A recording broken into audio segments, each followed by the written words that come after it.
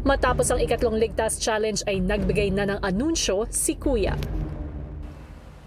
Housemates, Yes po, Kuya. matapos ang tatlong ligtas, isang grupo ang nangibabaw at isa ang magiging nominado. Ang maliligtas na grupo ay nakakuha ng 5,728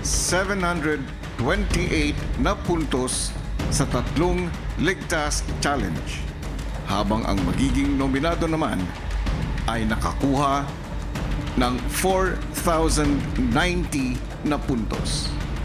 Ang pangalan na aking babanggitin at ang grupong ligtas mula sa nominasyon. Congratulations, Striving Feather! Sobrang fulfilling, lalo na't alam ko na grabe din talaga pinaghirapan to ng grupo namin and grabe, solid talaga, Kuya, yung dasal namin for this. I'm happy not just for myself but sa mga kagrupo ko po. Nagpapasalamat po ako sa kanila. Because of them, I trusted myself. Because of them, I gained more confidence, Kuya. Masaya po ako, Kuya, na nanalo po kami, Kuya. Pero yun nga po, Kuya, yun nasa kabilang team po, Kuya. Madami po akong importanteng kaibigan po, Kuya, or close friends po, Kuya, sa kabilang team.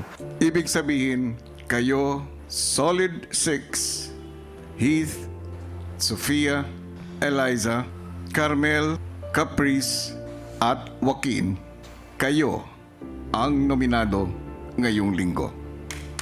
I can learn to start accepting the result, Kuya.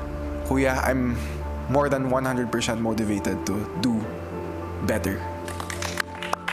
Nalungkot po ako, Kuya, syempre, kasi alam ko po sa sarili ko. And lagi ko po sinasabi sa sarili ko na alam ko po na once I get nominated, I'm out po, Kuya. So, inisip ko po na mukhang dito na po talaga mag-end yung journey ko. Pero ang inisip ko na lang po, Kuya, I'm gonna make the most out of it po, Kuya.